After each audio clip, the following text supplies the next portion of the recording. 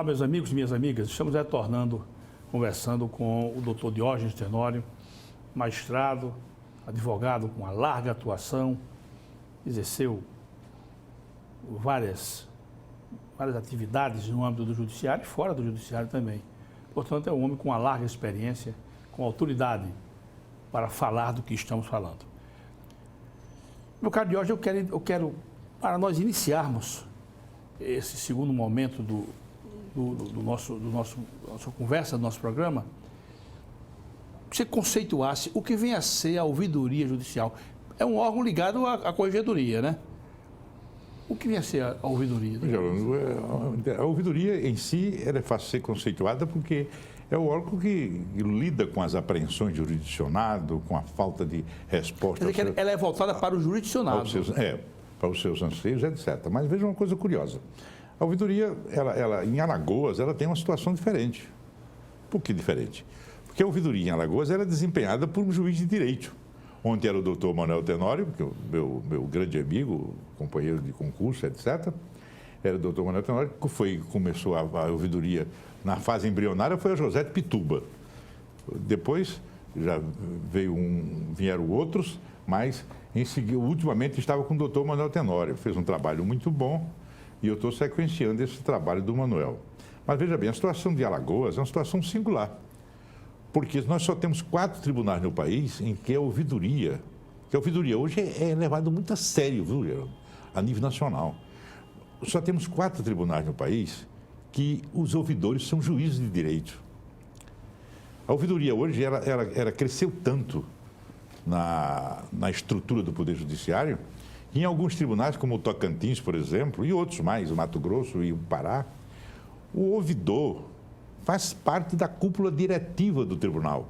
Por exemplo, em Alagoas, nós temos como cúpula diretiva do tribunal o presidente, o vice-presidente e o corregedor.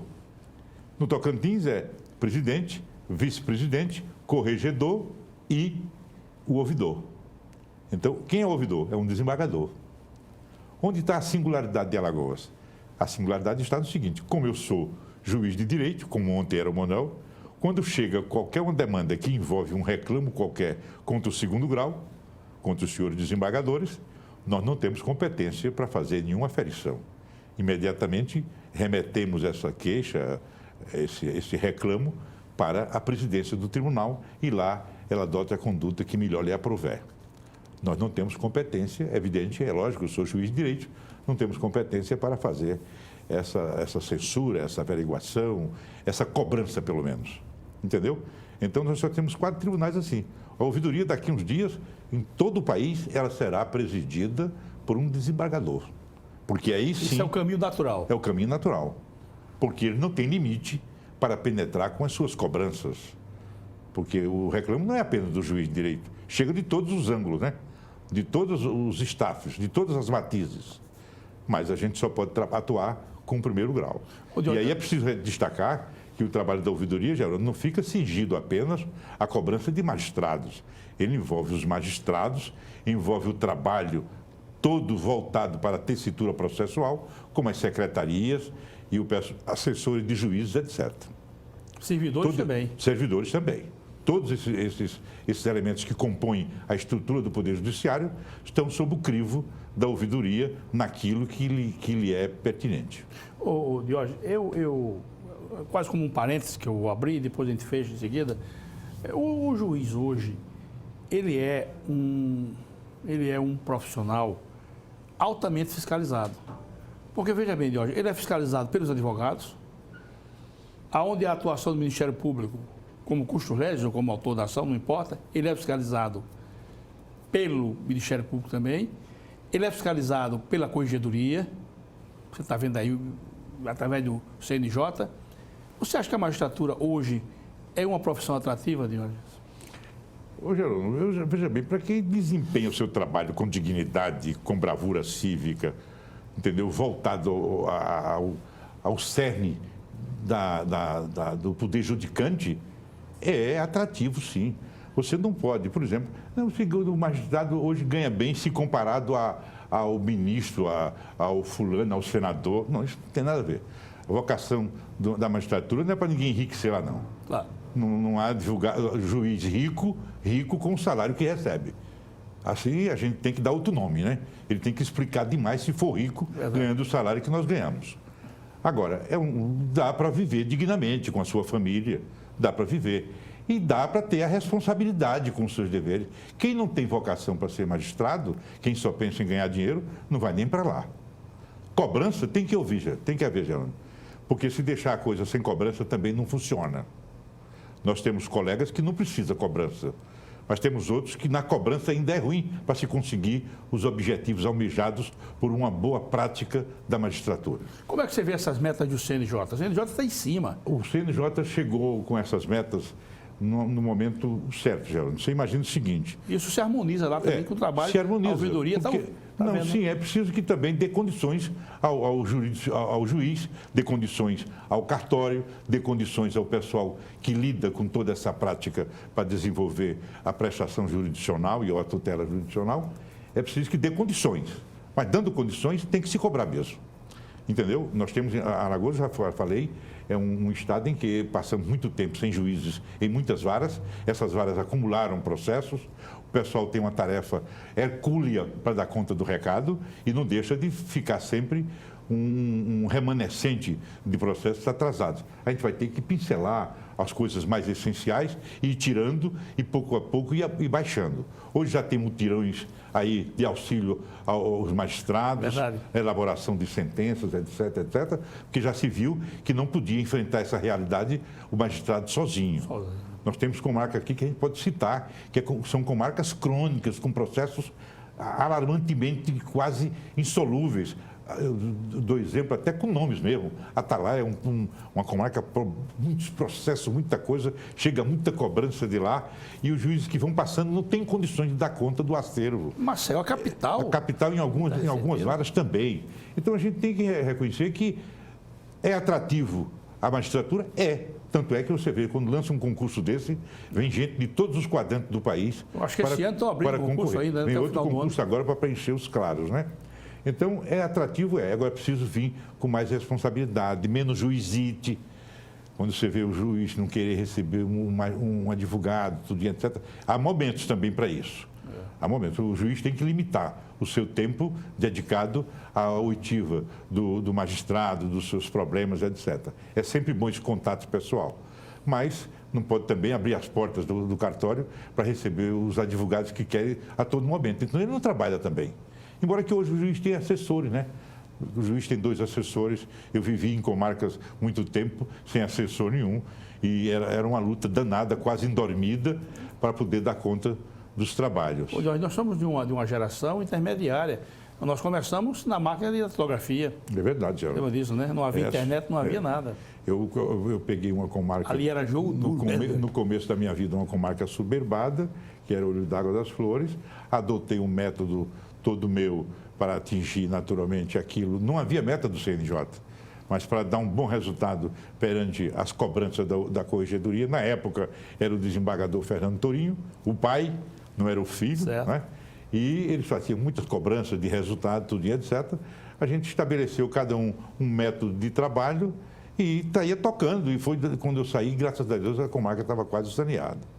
Então, essa é uma situação que a gente tem que enfrentar, cada um com a sua disposição, não é?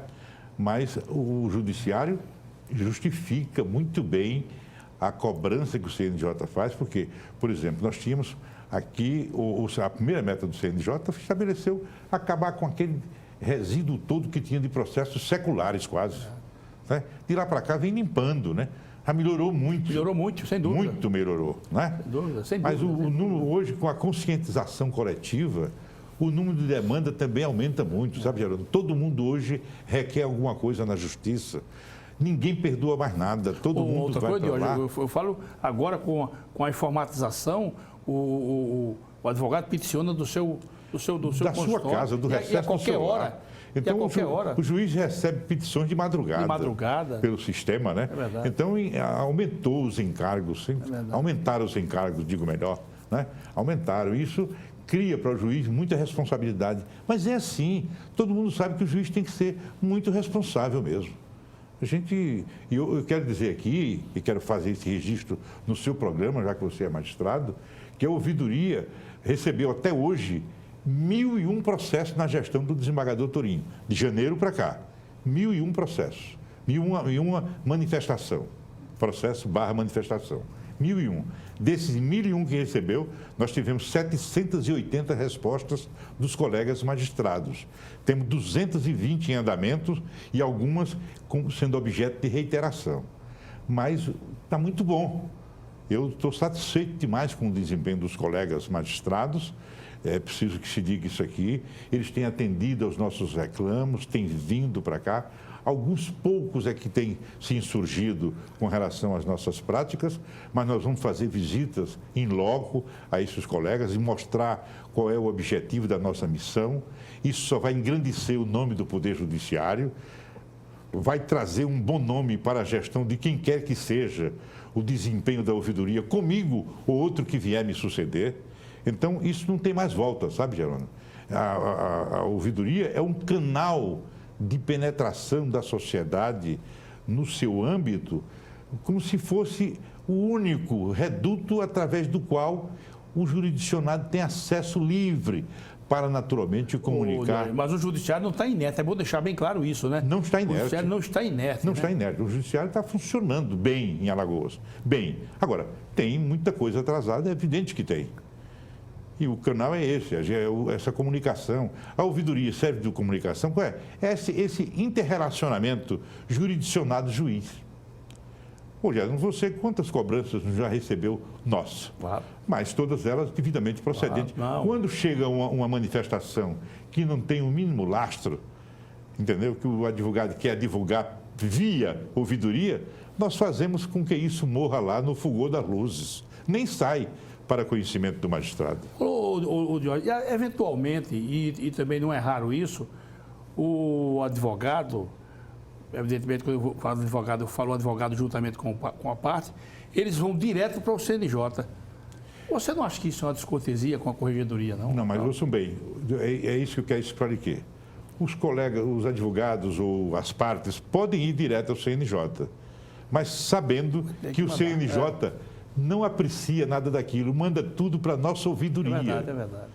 A única coisa que há diferente de uma reclamação direta da ouvidoria é que eu, como ouvidor, sou que faço a cobrança do magistrado e dou a resposta ao CNJ. O CNJ não responde mais ao jurisdicionado, manda que eu responda. Então, nós temos, em média, mais ou menos assim, umas 60 manifestações dessas prestadas perante o CNJ de forma direta.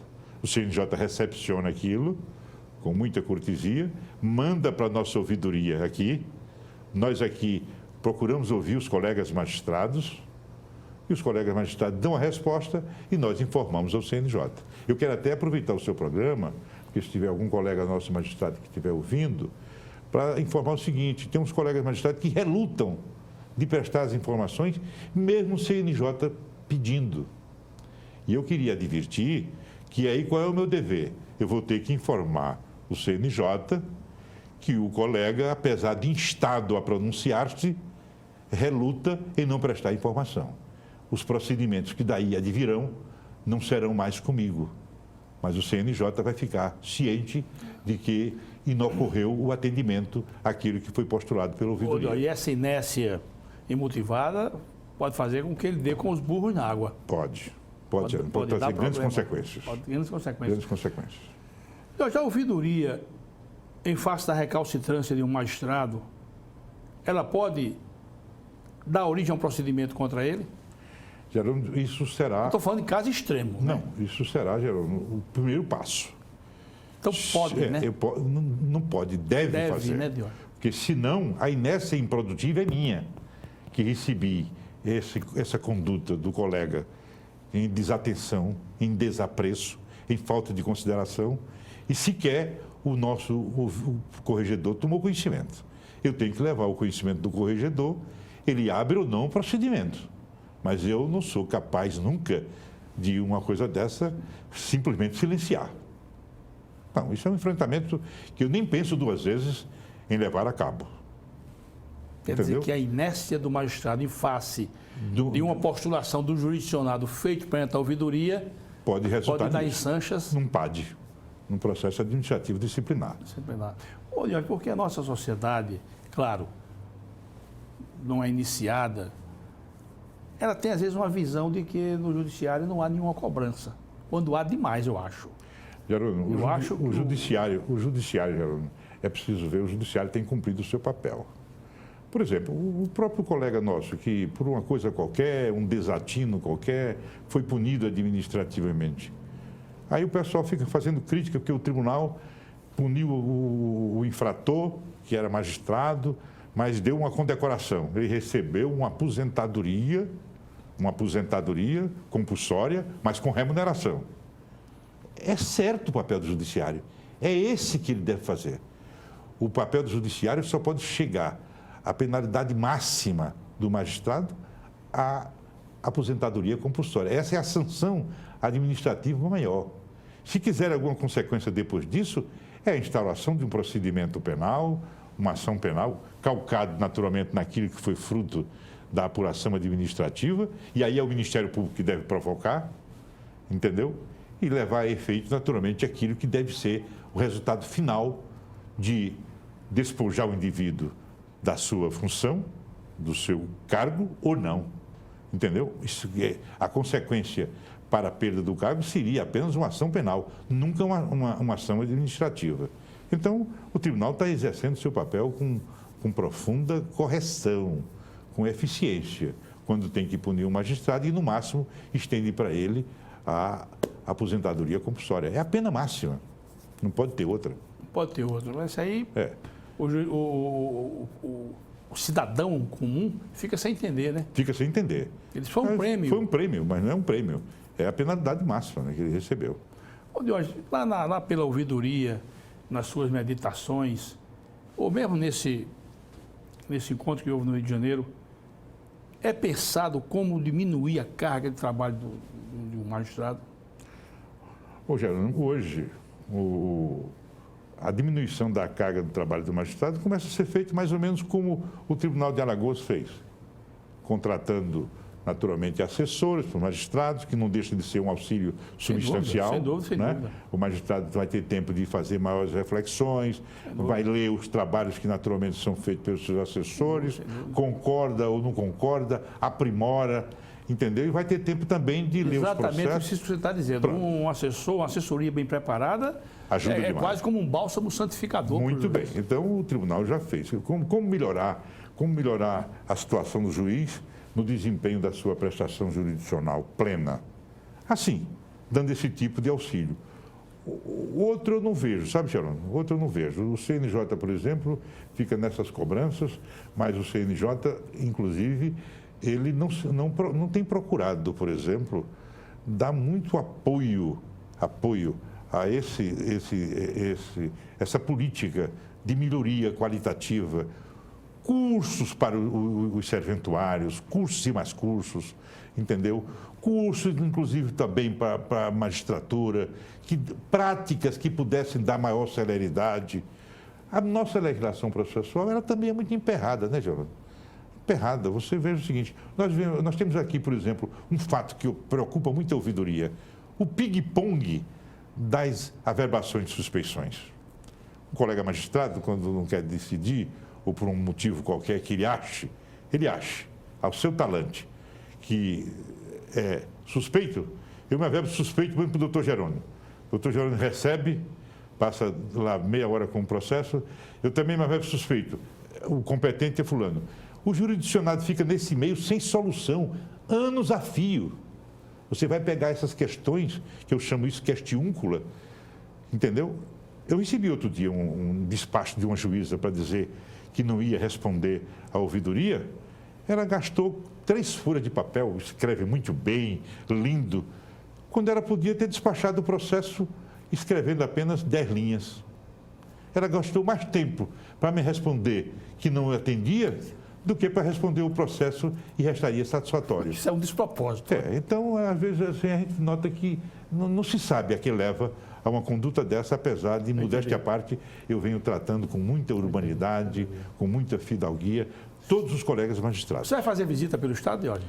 Nós vamos agora, a exemplo do que já se faz no Pará, já se faz no Piauí. O Pará tem 2 corregedorias. Hoje, a ouvidoria acompanha o trabalho da corregedoria em diversos estados da federação, acompanha para que as suas demandas, que estão lá reprimidas, sejam cobradas in loco junto ao juízo, onde foi naturalmente provocado e não veio resposta. Mas o Pará não pode servir de padrão, porque, para você ter ideia, existem comarcas já tão distantes que raramente ele vem à capital. Nós temos no Piauí também, eu conversando com o desembargador Fernandes, que é hoje o ouvidor lá do Piauí, e ele me disse que tinha comarca a 1.100 quilômetros da cidade de Teresina. Você imagine. 1.100 quilômetros da cidade de Teresina para lá. Então, não é brincadeira uma coisa dessa. Alagoas, graças a Deus, a comarca mais distante é Água Branca, por exemplo, 300 e poucos quilômetros. Você chega lá com 4 horas. Eu vou dar você 2 exemplos aqui. Eu tive um aluno que ele fez o concurso para magistratura no Pará e casou com uma moça, uma médica, inclusive. Casou-se e eu fiz o casamento dele, eu perguntei, e essa moça vai para lá? Ela disse, vai. E fiquei pensando comigo que essa moça não vai estar bem lá. E depois, passado um tempo, eu encontrei com a mãe desse rapaz e separou-se. E eu procurei saber por quê. A moça estava fazendo a residência médica dela em Brasília, quando terminou a residência, foi para perto do marido. E logo de manhã, quando ela estava numa cidade muito distante de hoje, um alagadiço dos diabos, logo de manhã, quando ela foi para a porta da casa, viu passar uma jiboia. Um negócio absurdo. Ela entrou dentro de casa, recusou-se a sair e só saiu de lá para... Isso aqui eu não fico. Criou-se aquela cisão, não teve mais jeito. Então, o juiz, às vezes, se defronta com situações altamente negativas, né? E o CNJ está cumprindo o seu papel, e eu explico por quê, Diógenes. Há casos em que o magistrado é afastado e o CNJ passa 2, 3 anos para decidir a situação do magistrado. Você não acha que isso é um mau exemplo, não? Eu estou dizendo aqui com a maior tranquilidade, viu? Jerônimo, veja bem, tem casos até mais interessantes do que isso. Porque quem é que fiscaliza o CNJ? Ele é o supra-suma, né? Não tem quem fiscalize o CNJ. Nem o Supremo? Não, só o Supremo. Só o Supremo. Mas isso não se sabe historicamente nada que tenha acontecido. É preciso que, na verdade, o CNJ hoje, quando foi criado, eu tenho a impressão que a preocupação dele era muito simples. Eu vou lá visitar um estado, cobro isso. Mas hoje, ultimamente não, mas há 2 anos, por exemplo, eu tive algumas visitas ao CNJ, os encargos que recaem sobre aqueles técnicos, juízes, assessores, etc., são enormes. O país nosso é continental, é muito grande e tem demandas de toda ordem. Mas justifica, Diógenes, um magistrado afastado 3 anos e não se decide a situação dele? Não, bom, isso é uma situação que só eles explicam. Mas não é um caso só, não. São várias situações que você até esquece. Juíza, esse caso é do Pará, juíza e tal, foi reconduzida ao cargo. Aí você vai se lembrar, é um fato já passado, antigo. É preciso, naturalmente, haver uma dinâmica maior também lá, não é? Mas eles têm cobrado de cá e como nós somos, naturalmente, temos que ser obedientes, naturalmente, a essa cobrança deles, isso tem produzido algum resultado por aqui, porque tem consequência lógica se por acaso a gente não obedecer isso, né? Ô Diógenes, quando nós estivemos juntos na corregedoria, já vai um bom tempo, você uma vez conversando comigo conversando naquelas conversas nossas, ele disse, olha, a corregedoria é um ambiente onde você faz amigos ocasionais e inimigos para sempre. Lembra disso? Me lembro, Geraldo. Na ouvidoria também. Mas Geraldo, eu, por exemplo, esses processos que eu tive a oportunidade de receber a incumbência e cumpri-la. E, às vezes, era apurando algumas coisas contra alguns colegas nossos, tudo e etc. Nunca tive a vocação para perseguir ninguém. mas tive que apurar aquilo que me recaía às mãos. E não fica mais nunca um ambiente prazeroso de convivência.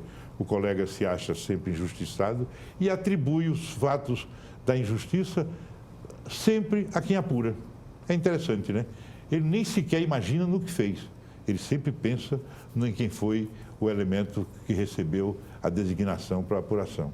Eu já passei esses vexames e sei o que é isso. Só que cumpri a minha missão. Sim, claro. Eu também já senti isso na própria pele. E interessante que, às vezes, Diógenes, numa daquelas situações nossas lá, eu tive que participar de algumas ações, né?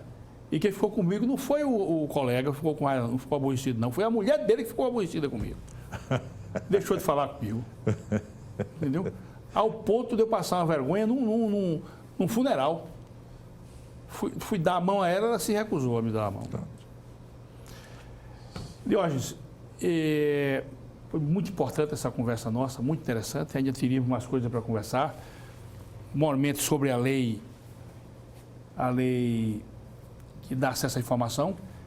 E antes de fechar, quero que você faça brevemente alguma consideração sobre essa lei para a gente encerrar. Olha, essa lei, a chamada LAI... A lei é 12.527 de 2011, né? A LAI, ela surgiu em novembro de 2011. E quando ela surgiu, a turma não dava muita credibilidade que isso fosse resultar no que resultou. Hoje, tudo que se faz é calcado na LAI, porque a sociedade foi se compenetrando naturalmente do seu conteúdo. Hoje todo mundo tem o direito de procurar saber aquilo que foi feito pelo magistrado, a conduta do magistrado, a conduta do serventuário, entendeu? Aplicada essa lei lá pelo artigo 1º, inciso 1º do parágrafo único, aplicado diretamente ao judiciário. O judiciário não pode se esquivar do cumprimento dessa lei. Ela tem um sentido prático de fazer com que o judiciário, então, resplandeça, entendeu, com a sua transparência maior, e eu acho que foi... Mas ela alcança as 3 funções, legislativa, judiciária... mas se você vê no artigo 1º, no parágrafo único, inciso 1º, ela diz que essa lei se aplica diretamente ao Poder Judiciário. Quer dizer, o Judiciário não ficou fora. Então, baseado nisso, é que o jurisdicionado já sabe, já vai procurar o doutor Jerônimo. Se ele não atende, o indivíduo vai lá cobrando da ouvidoria uma participação e nós não temos como fugir disso. Entendeu, Jerônimo? Nós não temos como fugir.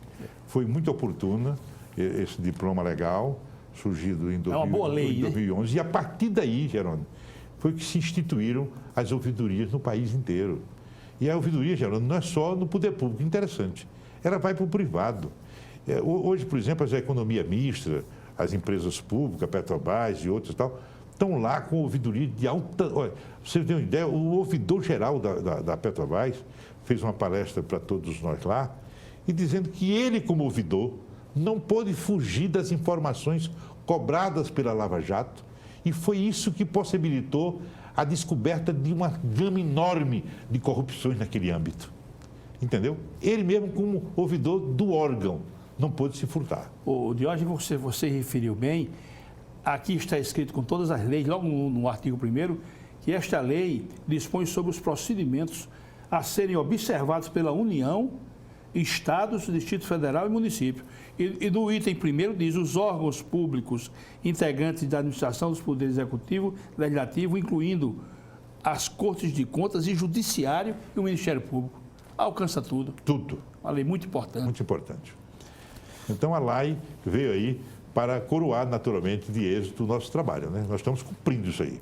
E se Deus quiser, esperamos daqui por diante levar a ter um final o nosso trabalho com profunda harmonia dentro do Poder Judiciário, conscientizando naturalmente os colegas da necessidade que nós temos de mostrar para a sociedade, para o povo, para o governo, para quem nos ouve, para quem nos acompanha, que lá dentro, no âmbito do Poder Judiciário, as coisas acontecem com absoluta transparência e todo mundo pode cobrar, sim, o desempenho mal ou ruim, mal ou bom do Judiciário. É preciso ficar isso às claras. A sociedade tem que participar conosco dessa situação, que é a única maneira que a gente tem para aprimorar cada vez mais o nosso trabalho, tanto na prestação jurisdicional como na tutela jurisdicional. Tem chegado elogio lá, magistrado, Jorge? Gerando, graças a Deus, rapaz, tem chegado. Porque não é só queixa, não. Não, muito obrigado pela sua intervenção. Tem chegado elogios aos magistrados, eu passo isso para o corregedor, porque é uma deferência que deve ser reservada ao corregedor para, naturalmente, dar suporte de audiência, de oitiva aos colegas magistrados, sabendo que o trabalho deles também foi reconhecido. Não é apenas crítica, né? E deixa eu enfatizar, encerrando aqui, o seguinte. Nós temos de 1000 e tantas reclamações, manifestações, denúncias, nós temos 780 satisfeitas, em que o jurisdicionado provocou a ouvidoria provocou o magistrado, teve resposta com consequência válida. E temos as outras em andamento e algumas em reiteração. Mas, graças a Deus, nós temos só a comemorar. Entendeu, Geraldo? Eu quero agradecer a oportunidade que você está me dando aqui no seu programa, você como magistrado, nos permitir, naturalmente, participar desse elenco de difusão da transparência. E o de hoje aí tem cabimento uma velha sentença romana, onde dizia que o judiciário ele não socorre aos que dormem. Aos que dormem. Aos que dormem não tem a menor chance. E hoje eu quero agradecer, sempre é uma grande satisfação. Em determinado momento da vida estivemos muito próximos, depois a dinâmica do destino nos afastou, mas você sabe que há sempre aquele respeito e aquela elevada consideração. Você é uma referência para mim. E às vezes eu digo, essa frase não é minha, é sua, de hoje, estou precisando das suas luzes. E aí a gente troca aquela boa ideia, como deve ser, entre dois amigos e se considera. De hoje, sucesso para você. Muito obrigado. Seja muito feliz. Muito obrigado, Geraldo. E você é um exemplo. E eu registro aqui, inclusive, para que todos os colegas também ouçam isso, que a ouvidoria tem encontrado muita ressonância no seu trabalho junto à sua vara, porque você tem respondido a todos os nossos pleitos, claro, as informações, e isso é muito bom, o jurisdicionado fica muito satisfeito. E quero dizer que, para você, por exemplo, já chegaram alguns elogios lá. Ainda bem, meu Deus. Alguns elogios exatamente por essa resposta pronta que você tem dado à ouvidoria. Sempre as ordens de hoje, quer dizer, no sentido de colaborar e contribuir com a nossa ouvidoria, com a corregedoria também, de uma maneira geral. Meus senhores telespectadores, sempre agradecendo essa honrosa audiência, sempre eu agradeço, e até o nosso próximo encontro, se Deus quiser. Tchau.